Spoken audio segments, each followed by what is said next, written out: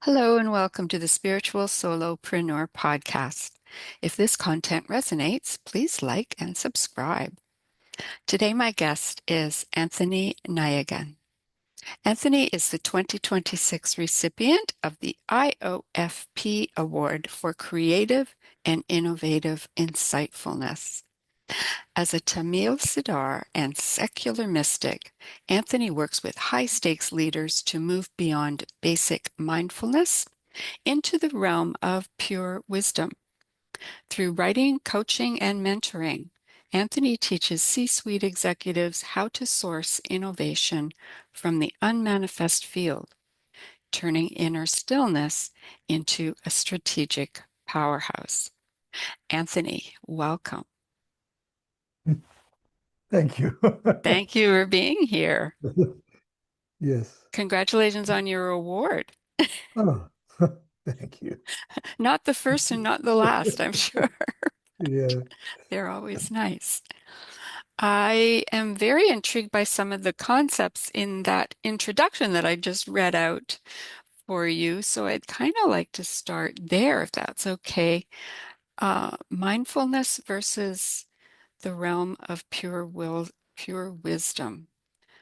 How do we differentiate basic mindfulness versus the realm of pure wisdom? Now, I have a feeling that's a big topic, but it may be a good place to start as well.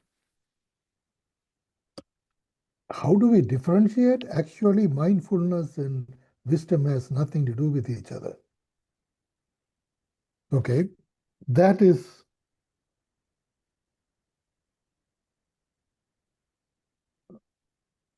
that's a view from the top. Okay. Um,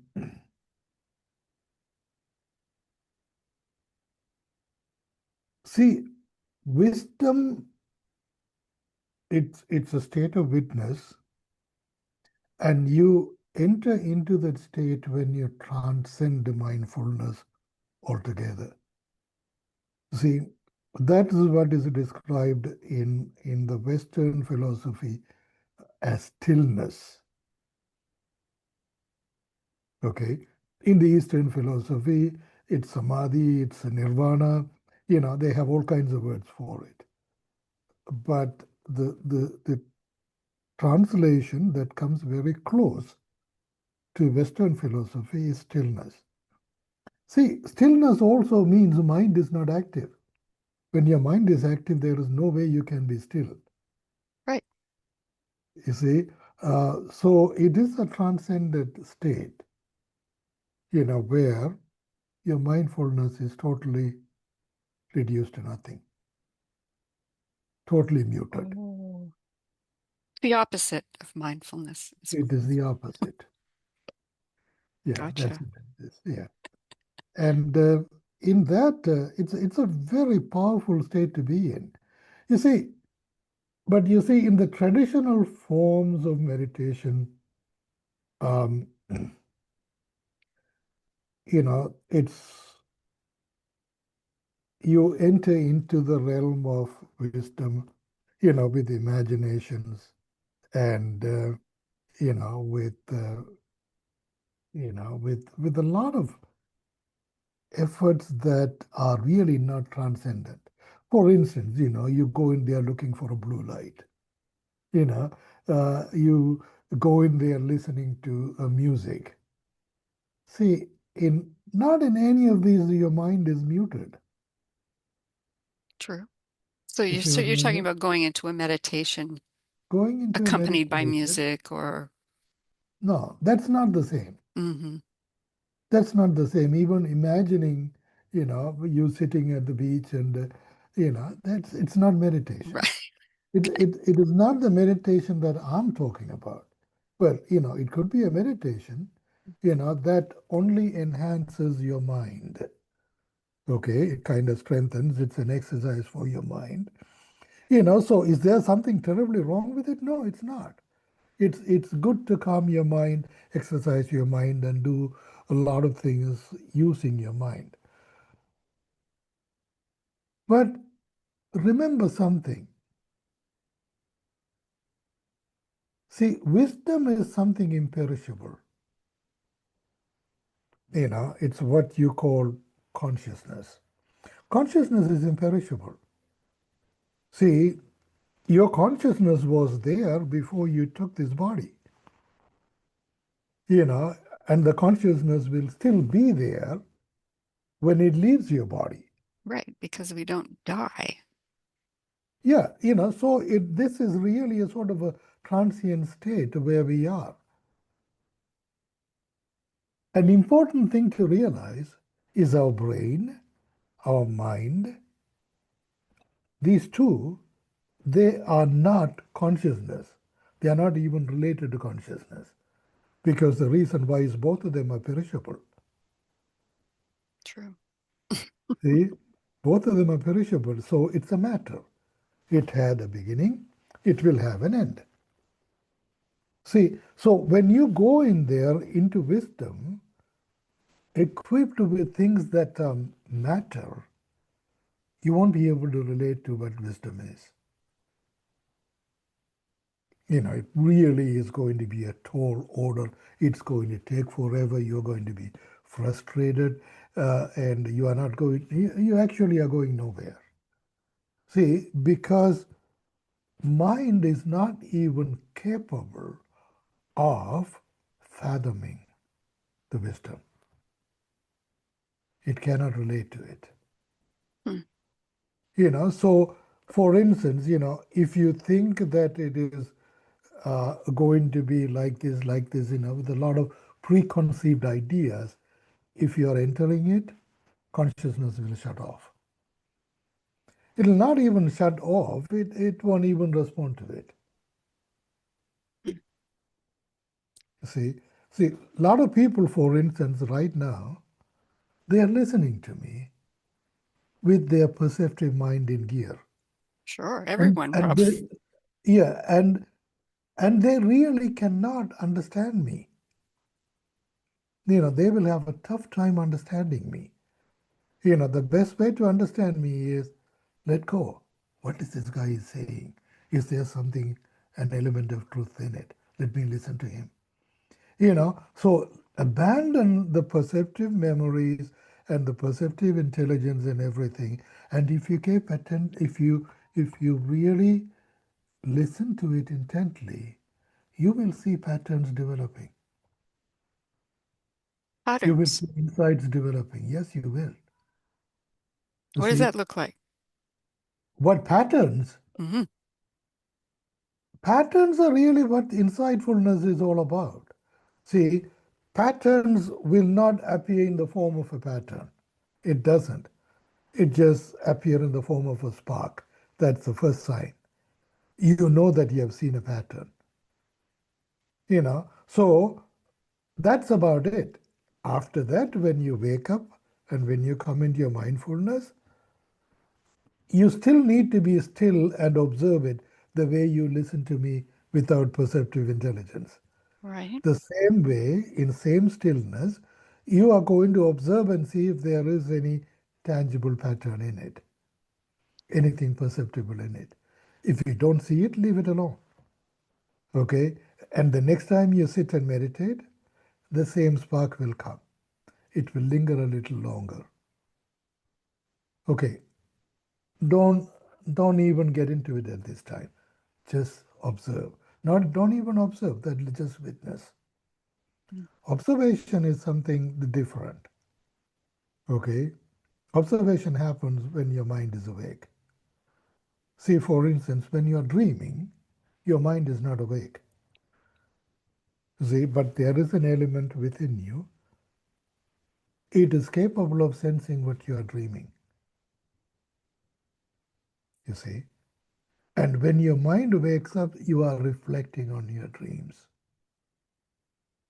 You see that? That is what this is all about. You see, a dream state where you actually dream without your mind being involved in it. And then comes the observation state. You If you still, remember, if you remember the dream. if yeah, then you will be. But usually, sparks you will remember. You saw up a spark. That's Okay. insides you will remember. Okay. Um, and at that time, then you engage your mind, but without any perceptive intelligence about how this is going to be like, just leave everything alone. Without any perceptive intelligence, just observe, And when you're observing it, it kind of looks in the beginning like a holograph. Okay. Then after that, you will begin to see systems emerging. The more you go to meditation, the more you come back and observe and do all of that, then you will see the actual pattern evolving. Okay. Okay. And when you're seeing that pattern, then observe it until you know what you are witnessing. It is beautiful, you know, it has emotions of its own, you know, it has a sort of a depth that is not exactly perceptible with my own intelligence, but it is still there. See, when you recognize all of these, then you know that you have seen a pattern. Then your mind fully awakes. When your mind fully awakes, what you are doing is you are synthesizing what you observed. Okay, Right. then it is in the synthesis, it is taking the full developed state. Okay, And when now you say it, when we're talking about the it here, it's a could pattern. it's a the pattern. Okay, Yeah, this could be in real life. This could be yeah. an idea, a concept, an innovation, a system, something like that. It could be a theory, it could be a A theory, formula, it could exactly. be, Yeah. it could be all Okay. those. Gotcha. You see, um, I mean, it could be. The answer to a question. What? It could be a piece of music, you know, Right. something that you will compose that will remain a classic. A creation of You, some sort. yeah, you have probably seen a form of art. Yeah. Probably you have seen a sculpture. It could be any number of things. It all Right. depends on what you do, but you actually go through those phases. Then what you do is at the end of it, the fourth stage. See, a lot of spiritual masters will tell you ego is so bad you have to try, you have to, let go Squash of it it. down. Yeah. Yeah. No, not in this context. See, we are people, we are created to live a life on this earth and be productive. You see, that is what, for instance, if you go back to Genesis, God created Adam and Eve and told them to till the land and be productive. See, being productive is integral to being a human. See, nothing in our psyche is more willful and productive than our ego. We need the ego. If you want to be a monast, lead a monastic life, retrieve yourself as a recluse and do all of that, fine, then lose your ego. You don't need to be productive. But if you are a productive person, engaged in this world and contributing to this world, your ego has to be refined, fine-tuned, and made to work, you know, for your wisdom Who else is in, going to translate the wisdom into action. into action? Exactly. Yeah, So that's really what it is. Yeah. That's how it boils down to it. That's awesome. Yeah. The you we also mentioned the unmanifest field. Is that's sort of what's being Wisdom, tapped into wisdom in a is way? wisdom is an unmanifest field. Yeah. Is it, my question is it unique to each individual or is this a universal What field? wis Wisdom. is it? No, no, no, no. each and every one of us have uh, a separate. A separate one. Okay. It's unique. You see, but the thing is, what is spectacular about wisdom or consciousness? It is always moving towards a superior form of consciousness. See, it doesn't remain static. Mm. Which, in philosophy, you describe this as it's a sort of an intellectual movement, so it kind of moved towards something which is higher consciousness. See, so in that higher consciousness, then your humanistic consciousness is going to become universal consciousness, and then Right. it's going to become cosmic consciousness. It is going to become, Right. all sorts of consciousness. Okay. It And at evolves. the end of it, I mean, at the heights of it all, you become supreme consciousness. Hence, Supreme Realization as the Hence, name supreme of your realization. company. Yes.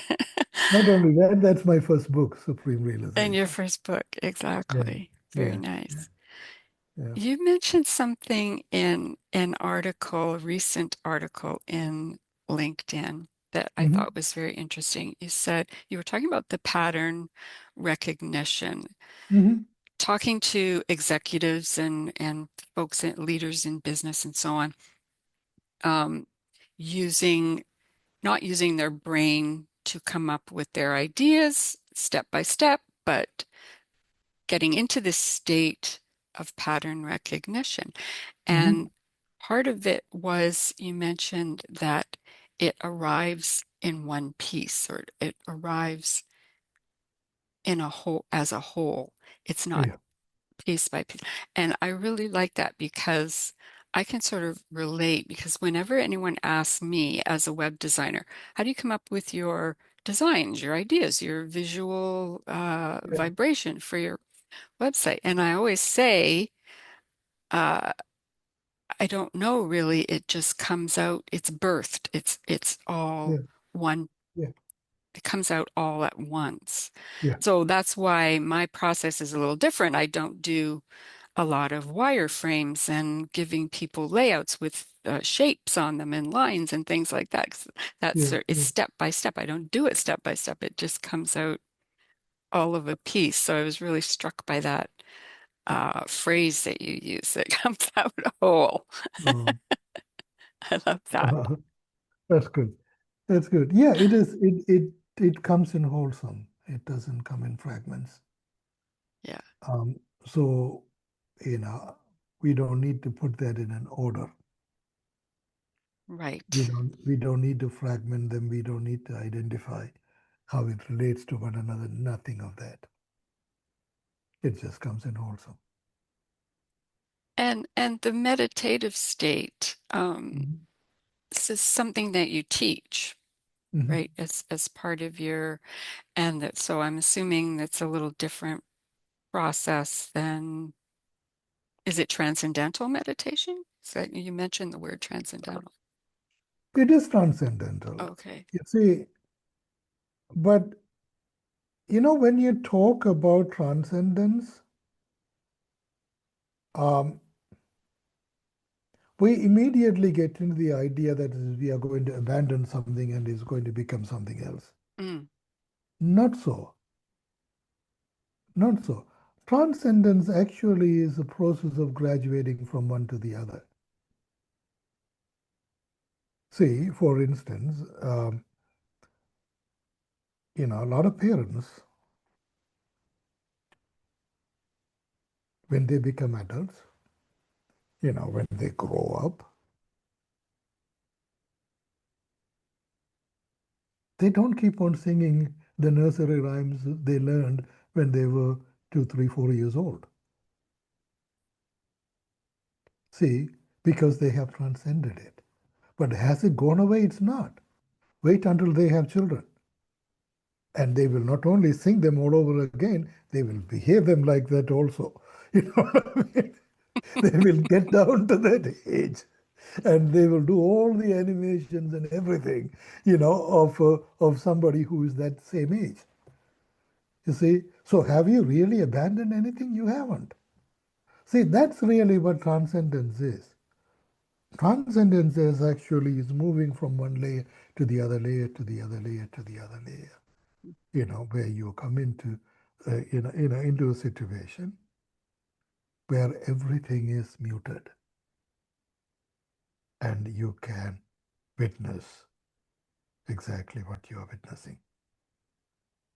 Is it, would it be if I came to you and said, okay, I don't know what you're talking about with this meditation process. You need Mhm. to teach me. Would it take long for me to learn it? Well, the teaching part is easy, Hmm. but bringing it into practice, it takes a lot of, an effort. Sure. Um, Now, it's based on what you are already, what your wisdom is like already, and how you have spiritually evolved, from your other activities and everything. It could be a quicker transition. Okay, for somebody who had never been there, it might take a little longer. So there is not really a sort of a set, uh, a sort of a standard progression towards it, and for every single person it differs. You see, but the logic is very simple. I mean, for instance, see, every time you fall asleep, is your mind active? No, it's not. You see, is your mind aware of anything that goes on within your body? No, it's not. But you see, imagine a situation. You work very hard during the day. Your mind is incredibly active, and you just toil. You do that. You do this. You do this. At the end of the day, you are tired. You see, at the end of the day, oh, you need a drink to relax. You I know, was just going to say that. You're you see reading what my I mind mean? again. Yeah, yeah. Just leave me alone. I'm tired. I have a headache. I have that. My brain hurts. My brain hurts. But look at the other side. Here you go to sleep. Your mind is not active, but your entire consciousness is. See, your immune system is very active. Your digestive system is very active, and your CNS is incredibly active. There is every system in your body, is active. It's creative. It's innovative, and it is restoring you. It's replenishing you. It's doing all sorts of things without even your mind being a part of it. Yeah, You see? amazing. Without even your mind being a part of it. So imagine that there are so many things that are going on within you when you are asleep, when your mind is not active. See, and then you wake up in the morning. And when you wake up in the morning, you are no longer tired. You want to sleep more. You want that situation to continue. You want to kind of, be in the transcendent state of mind. Don't disturb me. I want to be like this. So even if your mind is awake and active, you want to retrieve into it. But then you wake up, you are fresh. You're ready for a new day. You are no longer tired. See the difference between the two types of intelligence? See, one is an awakened intelligence, which is the external intelligence, and this one is the intelligence when your senses are asleep, which is the internal intelligence.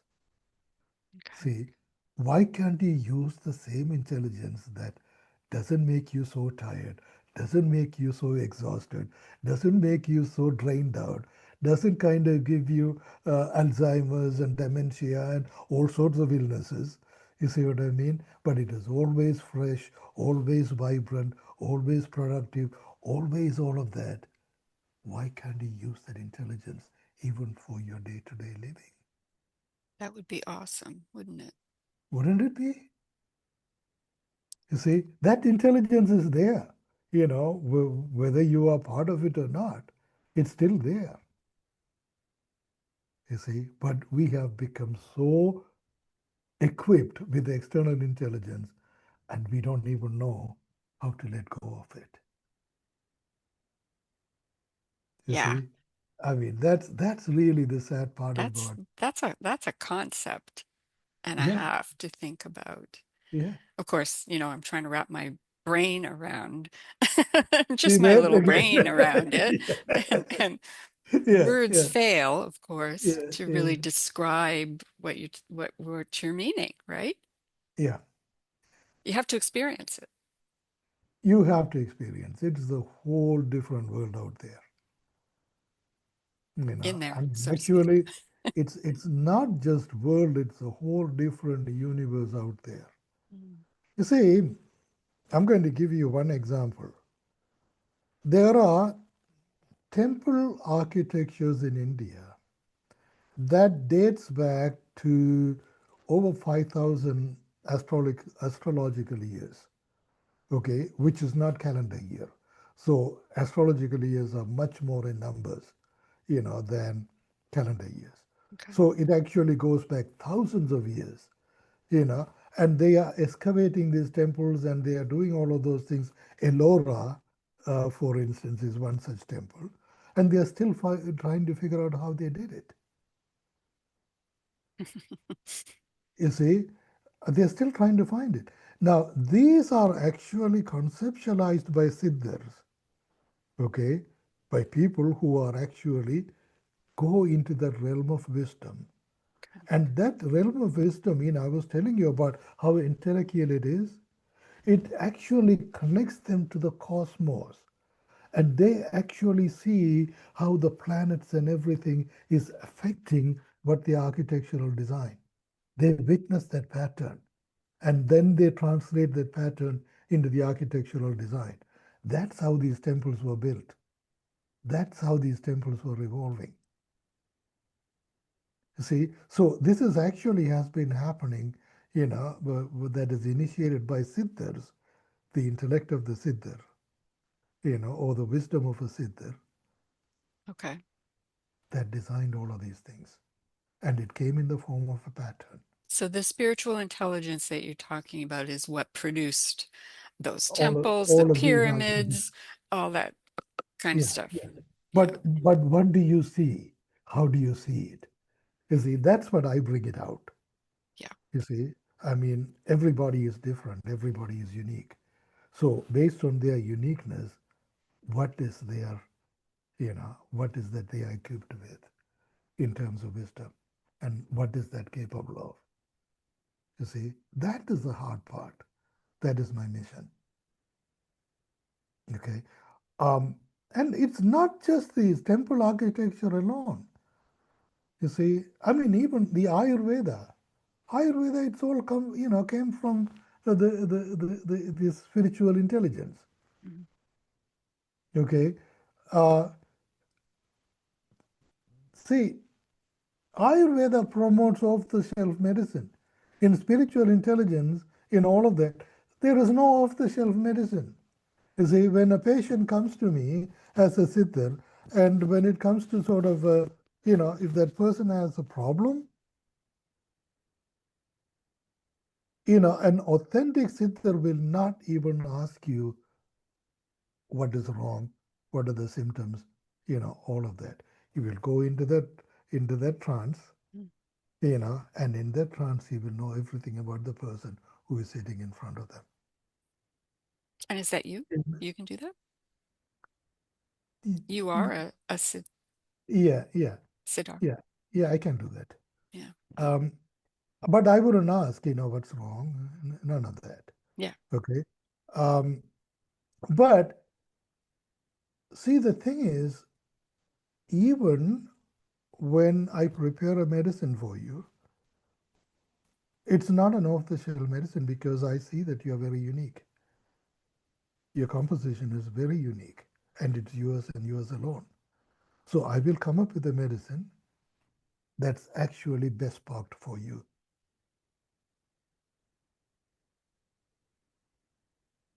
You see? It's very unique to each individual. Yeah, it's very unique to each individual.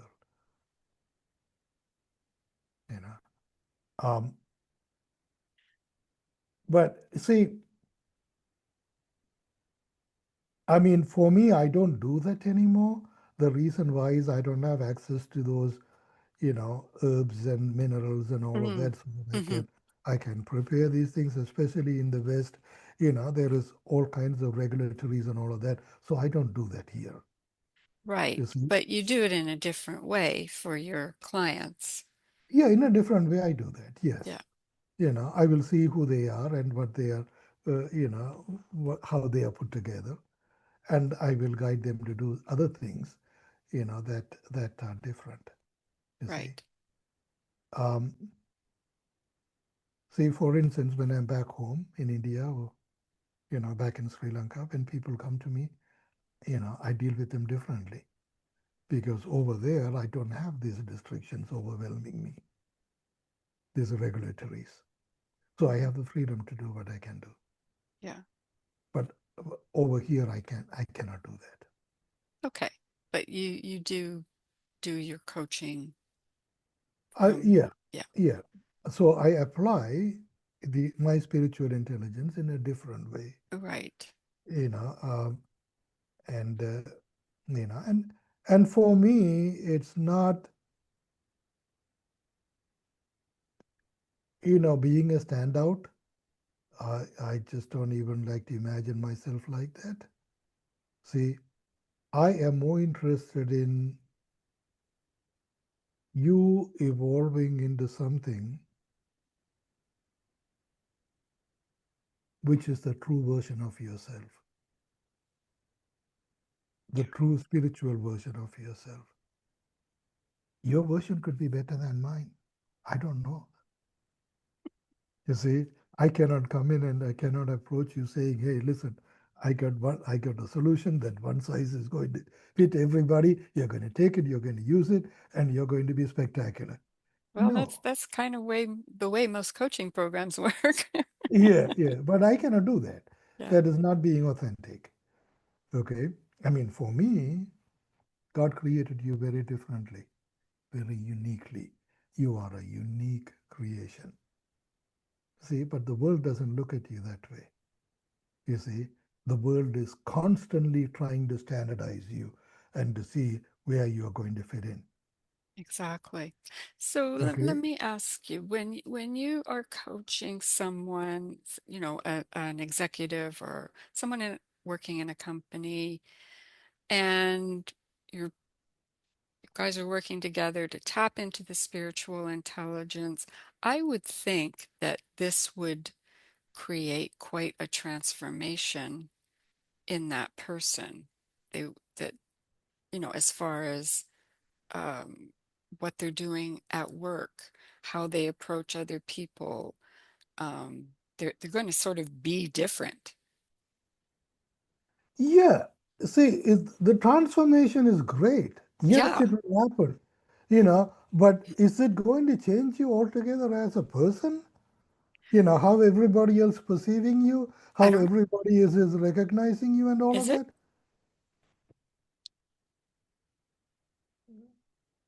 On a positive sense, yes.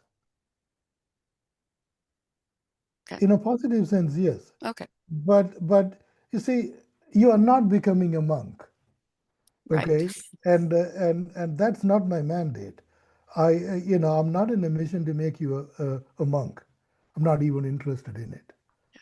Okay, I don't need a disciple. Okay, I need people. If you have the power to be better than I am, it is my responsibility to bring that out of you.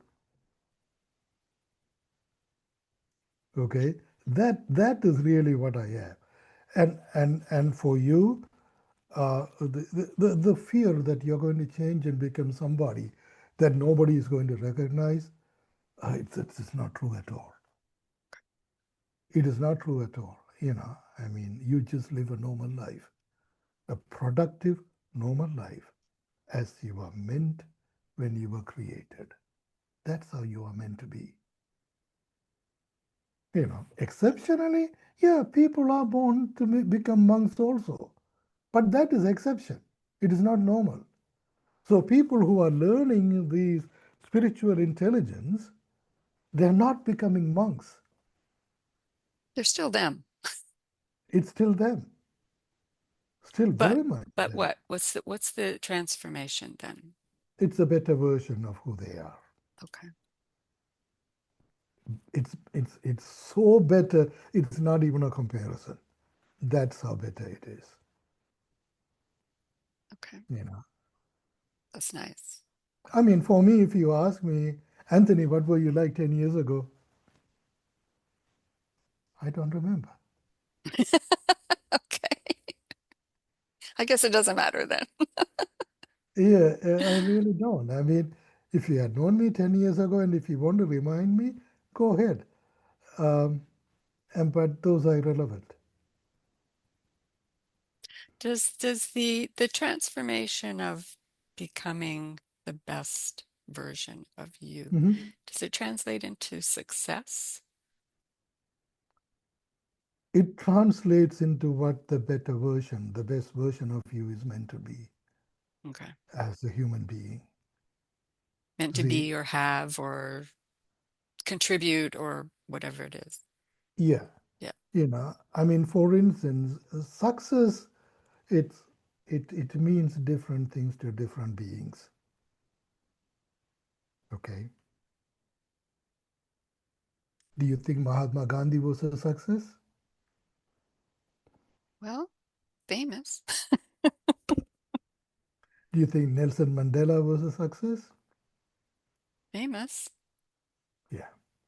See, the thing is, what is success mean to those people? And what does it mean to everybody else? See, that's where the difference is. Success is usually a standard that's developed by everybody else who are looking at you. But you need to become so transformed that actually the output is not affecting what you are. Your being is unmoved by what it is producing, what it is amassing. It is not affected by it. Success is relevant to somebody who is thriving on ego, thriving on memories, thriving on accumulating things, living a very material life. Sure. But you see, the success that I'm talking about, you're going to have all of these. You see, you're going to have all of these, but you are unaffected by any of these. See, this is what in Christianity, we say, seek me first, everything will come to you. Right. So you are not influenced by everything that is coming to you. You're only seeking that spiritual intelligence. That's all. And in that, you are unmoved by any definitions of success. Okay, but does that mean that I can't enjoy it? What Sure, about you what can. about celebrating my Sure, you success? can. I mean, come on. Do you really think Jesus did not enjoy his life? I don't know. Did he? He was described as a drunkard. He was described as a glutton. He was described as people Okay. who hangs around with sinners and party animals and all of that. Oh, I didn't know. Okay. Yeah, I mean, come on. Well, that's good See, to know. I'm glad. yeah, exactly. I mean, he lived a very active, full life. He did not being a recluse and isolate himself as a monk. No, he lived a full life. Full life. Did he live his life as the very best version of him? Exactly. Yeah. Exactly. In spiritual intelligence, the very best human being. And that is allowed for all of us. Even Jesus himself has said, you could be a better version of me, better than me. Didn't he say that? Yes, he did. You see, Jesus said, what I do is what my Father is doing. I see what my Father is doing. There is witness, there is observation, there is pattern recognition, there is everything Right. else in that one sentence. Right. See, I do what my Father is doing. He said that to Phillips. You see, there is pattern recognition, there is spiritual intelligence, there is action. There is ego executing what he saw, Right. what he, saw as the pattern. He did everything. See, that is the best version. You can be the same. You can be even better than Jesus. And, this is not blasphemy. I'm quoting the words of Jesus. Yeah. Okay? You can do better miracles than me. He said that. Awesome. You see? He was So, awesome. yeah. So, I mean, for us, we are so caught up in external intelligence and materiality in every way, and our ego is driving our lives, which is supposed to be the lowest end of our, in our order of management, spiritual management, but that is sitting at the top, and it is running our lives. And guess what? Every one of us is dying without having been lived as a full human that we are meant to live. Mm. That's kind of sad. That is very sad. You know, this body, it comes in and it leaves. You have not experienced anything. You're already in that state, in the fullness of being, and you are unaffected by anything. Unaffected totally by anything. Even death doesn't frighten you. When you're dead, you're definitely not affected by anything. I Yeah. mean, I don't know if you have had any near-death experiences, and I have I not. have had after death experiences, You not near death. have. Oh, yeah. Okay. So, and I've read from about other people who have had. What interests me is they almost all say the first thing that happens is they land in a void of some sort, like a black void, and but it's not scary at all. It's completely full of love, and all they want to do is stay there. Yeah. And that sounds like the unmanifest field to me as well. That that void that's, is it God? Is this field God? See, again, when you're asking whether it is God, you're bringing your perceptive intelligence into it. For sure. Okay. Um,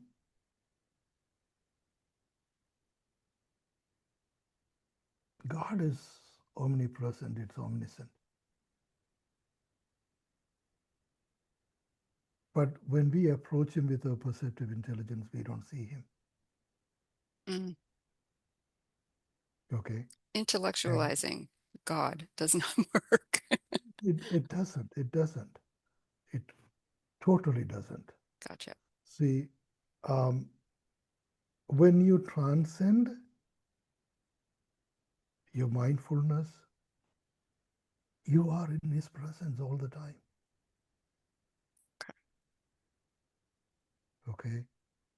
How do you think when you're sleeping, all of these things are very active, working and everything?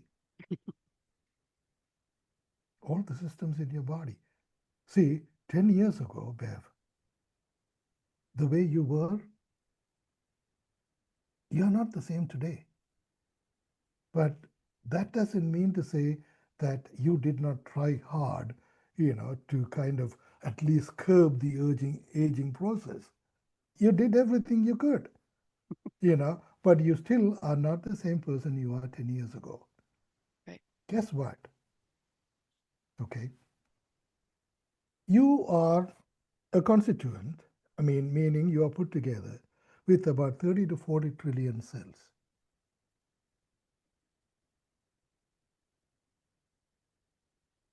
Those cells that existed 10 years ago, it doesn't exist today. You have whole new cells. Where did that come from? See, it is a consciousness within you that's produced these cells. See, in physics, there are particles, there are waves, Hmm. okay? And the waves actually there is a different word for it. It's called quantum field. Right. See, the old Newtonian idea that particles collide with each other and create new particles, that is nonsense. That has been debunked 120, 130 years ago. Hmm. Okay, long time ago. But what actually is creating particles is that field of energy. You see, so every one of your cell is encapsulated with a field of energy. And you go inside the cells, that cell itself is a combination of particles. So when you really start counting those particles, I mean, you really have, a trillion number of cells, particles in your body. The number is so unfathomable. Yeah, exactly. Okay, and each one of them is encapsulated with this field. Which is See, amazing. that is how all your systems within your body is functioning. It's working, it's getting replenished, it's getting recreated, and it is getting reestablished. All of that is going on, even with your awareness. It's going on. Yeah. You see, you did everything external to make yourself look young. Yes, you did. Fine. But what happened is something that's internal. See, and this is the field that I describe and in spirituality is known as consciousness. Because this field of energy within you, that encapsulating every particles within your body, and that collective, energy is what is known as consciousness. Okay, that's what it is. Yeah. So it is number one, it's incredibly creative, it's incredibly healing, it's incredibly, what is it, innovative, it's incredibly systematic, it's incredibly ordered, it is incredibly everything, Yeah. which we cannot even fathom. To that extent, it is. And it is brilliant. Its level of intelligence is something that you cannot even imagine. Try to figure it out without our external intelligence. We'll go nowhere. Right. Just plunge into it, immerse into it, and let that intelligence occupy your being. Even your external intelligence, your mind, and everything be influenced by this internal intelligence. So, what is controlling you become the controlled. That is fullness of life. Yeah. Nice. Does it make sense? Yes. You see that? That's really what it is. That's what spirituality is. It's incredibly empowering. Beautiful. Incredibly empowering. Yeah, Well, thank you. I'm really fascinated by this idea of tapping into this spiritual intelligence and the amazing things that can do. Of course, it's just my brain talking. Well, I mean, see, we are trying to sort of define it. Yeah. Um, we are trying to conceptualize it, but it is not. What is truly amazing here, that is you are influenced by a certain spark. That's it. Hold on to that spark, not what it produces. What it produces is going to come later. But I am beyond imaginations, beyond gratefulness, that I'm so humbled and grateful that you sensed that spark. You see? Exactly. Mhm. And that's everything. Beautiful. Yes. Anthony, your book and everything and your company is Supreme Realization. What what is your, just to wrap up, what are your plans for, what's your mission? I guess is what I'm asking. I don't have anything. I mean, for me, I Help as mean, many people as you can? yeah, I mean, I do what I'm supposed to do, and I There you expect go. nothing out of it. You see, and now I feel that my mission is actually is to empower people. You see, empower people to realize what I realized. Okay, um, and that's really what I think my mission at this moment is, at the present moment. Okay, walk them through enlightenment, walk them through empowerment, walk them through the realization of becoming the intended version of themselves. And that I feel right now is my mission today, in the present moment. It's beautiful. I love it. Yeah. And how can people get hold of you to find out more about your process? Well, they can search me, in my name, Anthony Nayagan. All the LLMs and Google and everybody, they can find me easily. Sure. My website, supremerealization.org, has all the information about me. And if you are a member in LinkedIn, and search for my name, Anthony Nayagan, and you will find me. And all my contact information is there. And Substack? Substack is there. My, Mhm. and and it's everywhere. I'm not, Not hiding. hard to find. I'm not hard to find. I'm not. Very good. Yeah, yeah. Okay. It's quite easy to find me. All you need to do is search my name. Yep. You know, and um, yeah. Awesome. I mean, if you want to know more about me, ask ChatGPT. You know, who is Anthony Nayagan? Write a report about him. Okay, and let's see what the ChatGPT does for you. I don't know. That's an interesting thought. Yeah, Hey, everybody should do that. everybody should do that.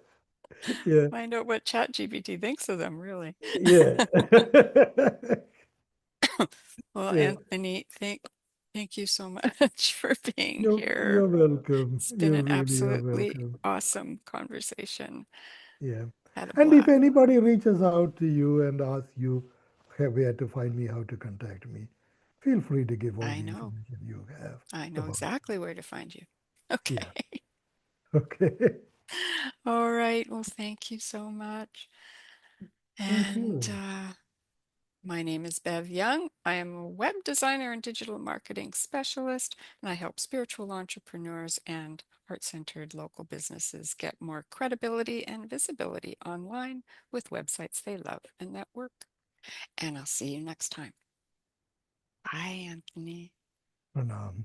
Thank you so much. Thank you.